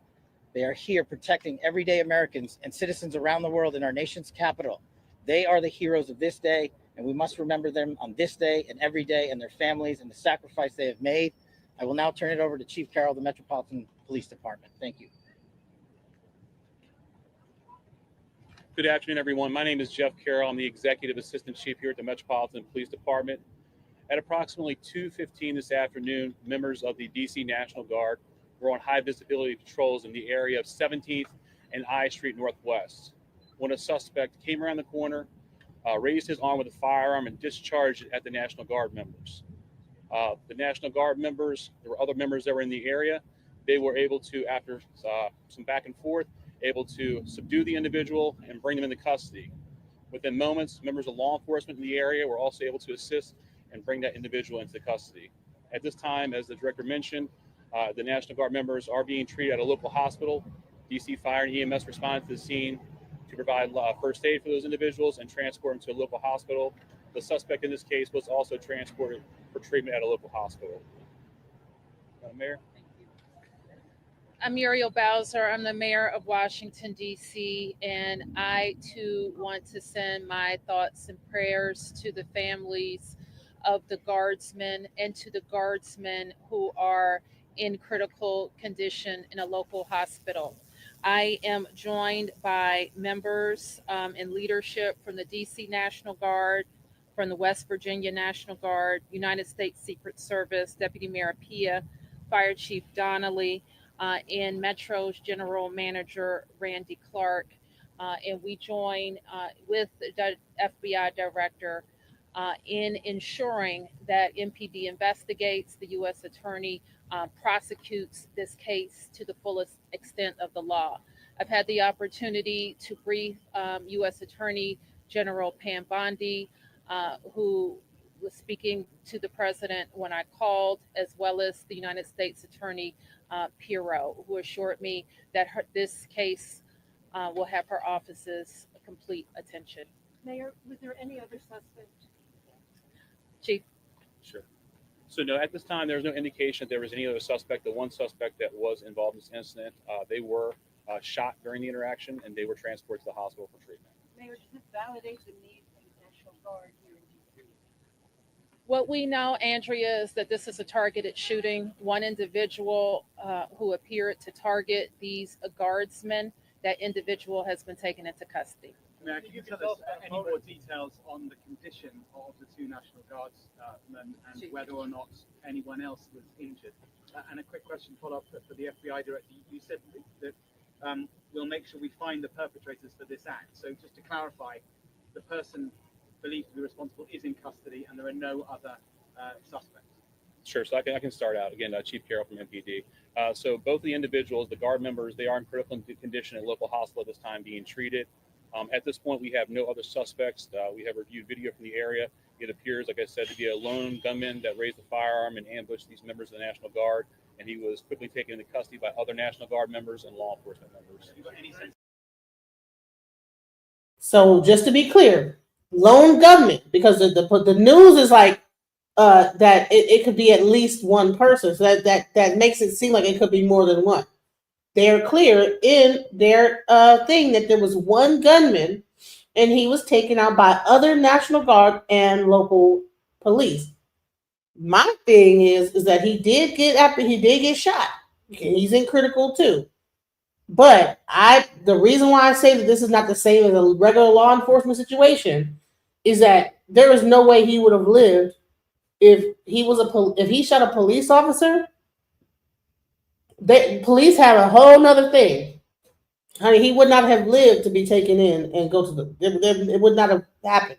But that the reason why you can't compare National Guard to law enforcement is because they probably have a specific mandate not to shoot to kill. Because there's no way that, come on, National Guard they do target practice all the time. There's no way that he would have been gone. Okay, period. So, but I believe that they probably don't have a mandate to actually shoot to kill. They have a mandate to disarm and to apprehend. And they follow that very strictly. You know, that's the reason why this person is even alive. Because they're probably going to try. Why would you shoot the person and kill him? And you don't know exactly what is he from a bigger organization and this, that, the other? But trust me, if this was a police situation, he would have been gone. Period. Honey, there's people that just pull out what look like a gun in front of police and get gunned down immediately. So that's the difference between law enforcement and military, is that they understand there's a larger picture here. Okay, who sent you? Why? And he's not cooperating and not saying nothing, from what I understand, what someone actually posted. But I'm not sure how true that is. Don't get me doing fake news. But yeah, so that tells me that the difference between military and law enforcement is that if they get ordered to do not to shoot to kill, they ain't gonna shoot to kill, because they want to bring you in and find out who sent you. They just gonna get you enough to the point to where they can bring you in and ask you questions. Police, whole nother story. Law enforcement, a completely different story. They shoot that pistol like it's a machine gun, and he would not have survived. No, at this time, obviously, we're very in the preliminary stages of investigation. There's a lot of things, a lot of agents that are here from various federal agencies, law enforcement agencies. We have the full power of the FBI and our federal partners here in the task force. So we're looking at all those different aspects, but we don't have any motive. The National Guardsmen that were shot, I'm told they were armed. Did they get all shot? At this time, that's part of the preliminary investigation. We know how the suspect was apprehended. Chief. Sure. So how the suspect was apprehended, as I said, the individual, the suspect came around the corner. He immediately started firing a firearm at the two National Guard members. So at that time, there were other National Guard members that were in the area. They heard the gunfire. They actually were able to intervene and to kind of hold down the suspect after he had been shot on the ground until law enforcement got there within moments. And he was shot by a National Guardsman? At this point, we're still investigating exactly who shot the individual. It's not clear at this time. Guarantee you it was National Guardman. The police would have shot him to kill. We don't know the kind of weapon. There was DC police. It happened right in front of the Metro, although there is no indication that the perpetrator was on the Metro. So there's Metro Transit Police in the area, and obviously being on 17th Street by the White House, Uniform Division of Secret Service were in the immediate area as well. What kind of weapon the alleged perpetrator used? We do not know at this time. Still under investigation. We're going to be able to take a couple more. Have you been able to question the suspect, or is his condition so severe that you haven't been able to have a conversation? Sure. Again, so as I said, we're very preliminary in the investigation, so we're looking to all aspects of who the individual is, his connections. At this time, he's still in the hospital receiving treatment. And I would just like He's in the hospital. just like to add, the reason Yes. that this suspect is in custody is because of the bravery of the men and women of the National Guard who responded due to their extensive training to secure American lives today. There was not any further injury and any further shooting. We should highlight the fact that the men and women of law enforcement, the interagency, the Department of War, and the National Guard executed their training with great precision today and prevented an even greater tragedy from befalling us. These National Guardsmen are heroes, and we must pray for their safety and their speedy recovery. And as the chief said, we are in the preliminary stages of this investigation. We will run down every single lead, every piece of evidence. This is the power of the U.S. government at its best at the state, local, and federal level. That is why this interagency group is standing behind us to assure America and the world that we will continue to keep DC safe. And thankfully, we have Metropolitan Police Department, the National Guardsmen, and federal agents, and the Department of Justice and Attorney General willing to prosecute the mission to keep Americans safe. And President Trump has rightly stated that this heinous act will be investigated, and he has thanked the National Guard men and women and the men and women of law enforcement. Thank you. Right. So I'm not sure if you guys read between the lines, right? He said it was National Guardsmen that took him down. Even though the police, the chief of police, whatever this guy is, initially came up, he tried to say, well, we're still trying to find that out. Patel pretty much went up there and said it. Like, it was National Guardsmen that got control of the situation. And we need to be thanking them. So, and like I said, that is the difference. Like I said, police, he wouldn't have lived to tell the story. Trust me. National Guard, hey, we're not shooting to kill, but even though they could, you think that they didn't have the means to off this guy? Come on now. So the fact that he's still alive is because they think there's something bigger going on here. They think there's a bigger fish to fry. Why did the West Virginia governor say that they've been killed? Chief, was anyone else shot prior to this? Have the families been notified? General, what about the unconscious council and the deployment of troops?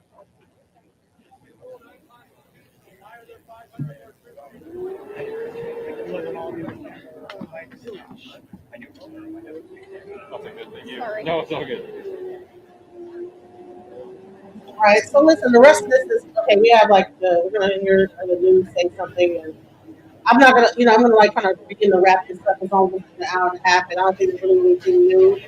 We're gonna hear like the news thing from Fox. I'm only going. I know people are like, oh, Fox News, liberal, but this is. I mean, I'm going and trying to find the information, and these are the things that are popping up. I'm not beholden to any news channel. I'm just going with who has the story at the time, and who's going to discuss what's going on. This is not a channel that is more one or the other. I just report what's going on. I interview people. I let people talk about their opinions. I'm not beholden to one particular school of thought. I'll talk to a Republican. I'll talk to a Democrat. I'll talk to a liberal, not a liberal, like what's it called, the Green Party, whatever, So.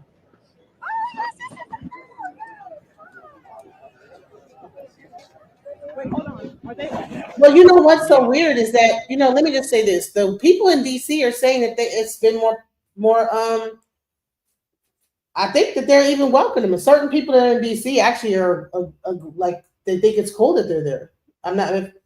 I mean, Mommy Rika, have you heard the same sentiment that since they got there that there's been less crime?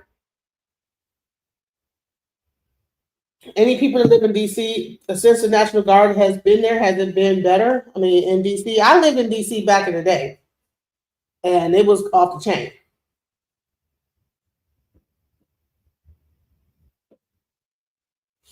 All right, what you just witnessed was the city's executing unified command, joint operation with city and Fed. Interesting. I mean, who knows? I mean, it's interesting. Lone gunmen. It's a lot of lone gunman stuff going on. I think it's really strange that these people are just who was giving people like the audacity though. Who's giving the audacity for all this to go down? People have the audacity, like. One person, like you're going to get killed. Like what is going on that makes a person decide to do this? Matthew, is there another presser? No, I was just trying to. Who is over there? I don't know. It's just a bunch of media, just pointing that way. And they so live, they ain't even got the things situated. Right. It's not mine, but they just showing the background, like they ain't got their. What are we doing? What is this K and? What are they doing, bro? Police officials say around. All right, maybe we'll get the. All right, can we get Imagine being able to build anything just by thinking about it. Happening? Meet Base 44, a complete AI. Man, it's too raw. They showing the background, what's going on, like people picking their nose. I mean, can we get to the story? Like, what? Since when does the news show all this? I remember the news used to be polished. They showing people getting ready and all this. Members who were just out here doing their job. All right, let's go into this. All kind of sync with it's just. All right. Let me just say that I think it's just really crazy. You get to see the background of getting ready for them, just tell the news story. I'm like, God damn, can we? Like they just raw. Fox News, they want to show you the raw, real right before they do the story, getting ready, talking to people.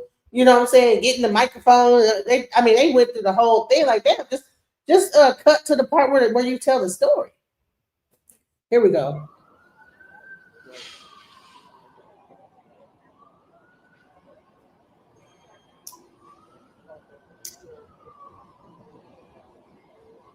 Come on now. See?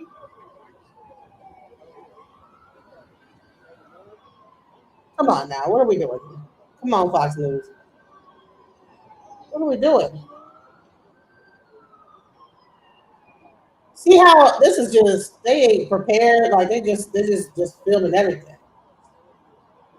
People just waiting to say this. Director. Okay, here we go. All right, start your fucking. All right, come on. Okay. I'm sorry, guys. I guess that's real journalism. Just waiting. All right, just nodding your head. Does she have a thing right here? Like, Hey, Homa, I want to get to kind of, how we got here in a second, but you did bring up the eve of Thanksgiving. oh, okay, And okay. that's I'm what sorry. we keep hearing out here, even just moments ago. People just can't believe that this kind of horrific act would happen on the eve of Thanksgiving and right here in the heart of the district. Like you said, Mayor Bowser, Assistant Chief Carroll, and FBI Director Kash Patel, the message they were all kind of sync with is just praying for the family members of these two National Guard members who were just out here doing their job, patrolling. I'm going to get out of the shot so we can kind of reset where we are and what took place starting around 2:15. So we're actually looking down straight through the Farragut Square Park. 17th Street is to the right of your screen, where we're going to slowly pan, and straight down that street is where we're told this incident happened. So let's go back to 2:15. FBI Director Kash Patel describing this as a horrendous act of violence. We're told these two National Guard members were doing their job. It's called visibility patrol. They kind of just walk the streets to make sure everything is okay. That's when the suspect, who is still currently unknown, comes around the corner, opens fire, striking these two National Guard members. We know that they do walk in groups. So there was a couple not too far away, a couple National Guard members who also removed their weapons because they are armed and fired at the suspect. FBI Director Kash Patel calling those National Guard members heroes. They were able to stop that suspect. We know that two National Guard members have been rushed to the hospital where they're fighting for their lives. Mayor Bowser also just adding, once again, please send thoughts and prayers to these families who are just with their loved ones again the night before Thanksgiving. Bowser also added that she has briefed U.S. Attorney Pam Bondi, who was actually speaking with President Trump at the moment. So a lot that we're trying to gather. It's still an active scene. I asked if we're actually going to get an update or if officials will have new information for us tonight. And we're told if necessary, they'll come back out here. But right now, their focus is on being with those two National Guard members who are in the hospital, and also trying to figure out why and how it all happened. We asked about a motive during the press conference, and Assistant Chief Carroll was not able to provide an answer. He says all of that is part of their investigation, but we do know that at least these two National Guard members were obviously targeted by the suspect. Why, we don't know, but we're working to find out. You can hear just the sirens, a lot taking place here. Again, and it's also rush hour now in the middle of downtown. So there's so much taking place. We have tourists in town. We have people who live here just getting off work, all just shocked by this news that two National Guard members, and remember, they've been down here for months. So for a lot of people who work or live in this area, they see these National Guard members almost sometimes becoming part of their community. So one lady was even saying, oh my gosh, which one was it? Is it trying to describe different people? And we were just told them we don't know. Right now, we just know that they're in the hospital. So something that's definitely impacting people who live and work around here, hearing that people that they potentially see every day are now in this current situation. But guys, I'm going to send it back to you as we continue to speak to people and just try and figure out what's going on.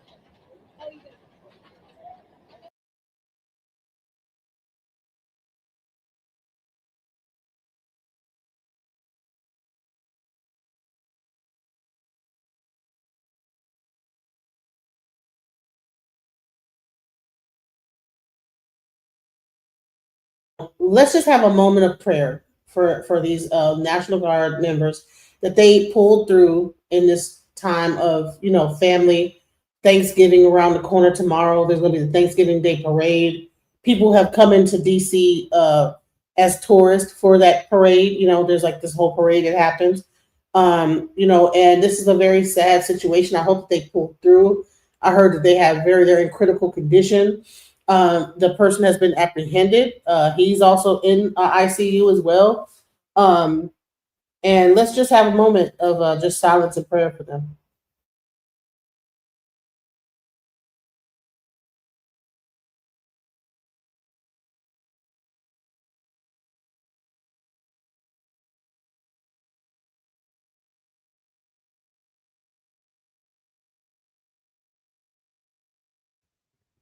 Amen. So, this is Genesis with Alchemizing Energy. I do a lot of content on spirituality and different things. I have a lot of different stuff on my channel, but I'm also ex-military, And it hurts my heart when I hear a fellow officer, military enlisted gets hurt, especially in the situation where they're just there, especially a National Guard member, because they do a lot. They're the ones that show up in time of crisis for our country, and anytime you have a person sign up for that role and they're kind of thrown into a situation where they're just patrolling and trying to keep the peace, and someone comes and open fire on them, and these are not like just, these are people that are just there, they're regular human beings that they just chose to join the military. They don't have any ties to what the politics of it is. They get ordered to go a place, and then they do their job, and they're there to just show that they're thing of force, and they just are taking orders just like anybody else. But they're just told to hey, you're going to be here, you're stationed here for this time being, and they're just patrolling, making sure that the place is safe. I've heard people in DC say that the place is much safer once they saw that presence there, that there's less crime and less things going on. I've heard the same thing in other cities, that when those people, even I think Memphis, people are saying that thank God that they came because the crime reduced. And at first I was kind of feeding into the narrative of, this is martial law and this, that, the other. I was feeding into that. I was like, kind of like, I'm saying, I'm not gonna lie. At one point, I'm like, oh, the military, that's what martial law. But no, I actually think about this. I'm listening to the people that are in these places, and they're like, what, it is safer. So maybe there's a point, they're talking about other agencies, and somehow they want to lump them into the category of, the National Guard. But a lot of these other law enforcement agencies are not the same thing. This is the military coming in to just keep the peace. These people go into places of crisis when storms and things are happening and people are losing their house, tornadoes hit. These are the people that have decided to join that branch of the military, that when a tornado hits, they come in, they're giving food out, they're helping out the people, and they're also protecting. So for someone to open fire on these type of individuals, that they're not there to their objective is not to to hurt people. They're first and foremost. Their objective is to keep the peace, keep the things in order. And if it wasn't necessary, I don't think that they would have done it. If there wasn't a crime situation going on in that city that warranted that kind of presence, you wouldn't even see a change the way they said there was a change in that area once this happened, that show of force.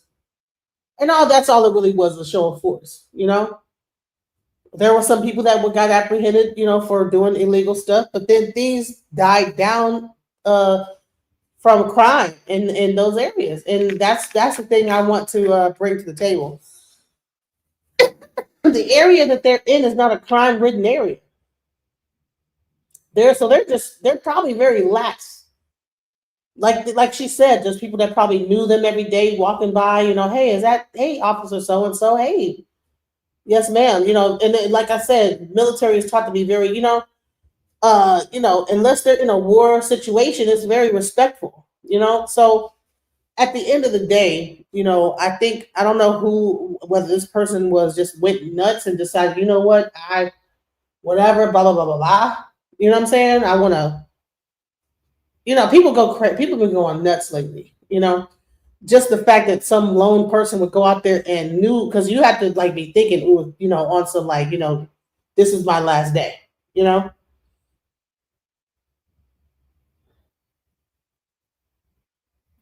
Tension.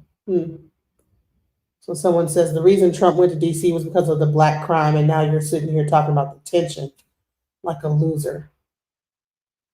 This was a targeted attack. Nevertheless, I listen, I don't have nothing to do with all that. I'm talking about the fact that these people were probably just doing their job, and someone comes and shoots them. Someone else apprehended the guy, shot him to disarm him. It wasn't a lethal shot. He's still alive to tell the story. We're going to see how this whole thing plays out. I think he's going to live, but I think it's going to be one of the biggest news stories in this thing. His prosecution is going to live, and we're going to be here to cover it, okay? All right, Trump has undermined and thrown Mayor Bowser under the bus at every turn. See, I'm not really deep into the politics and everything of all that.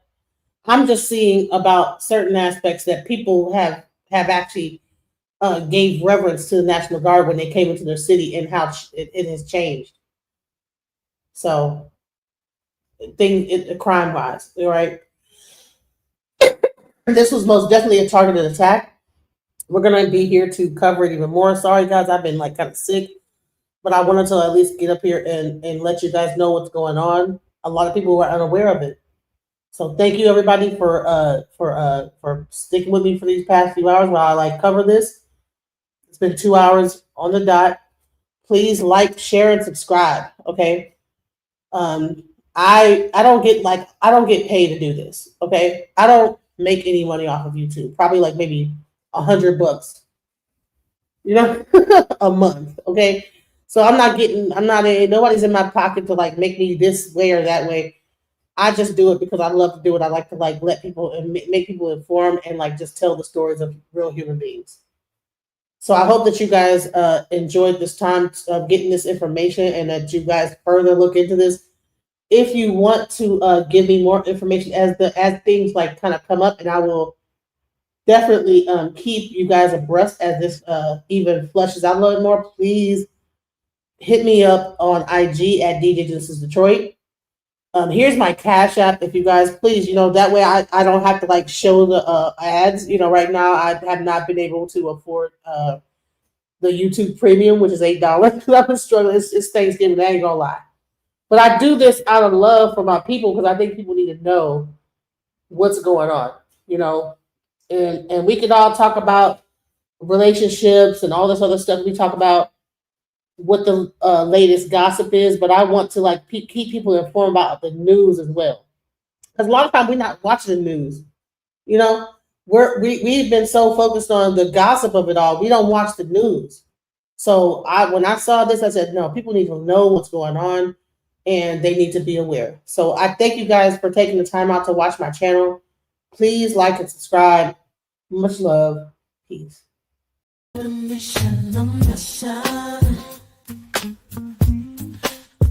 to get it right. Transition. Changing the way that I see life. Transition mind. I'm on a mission. Trying to get it right. I'm transitioning my life.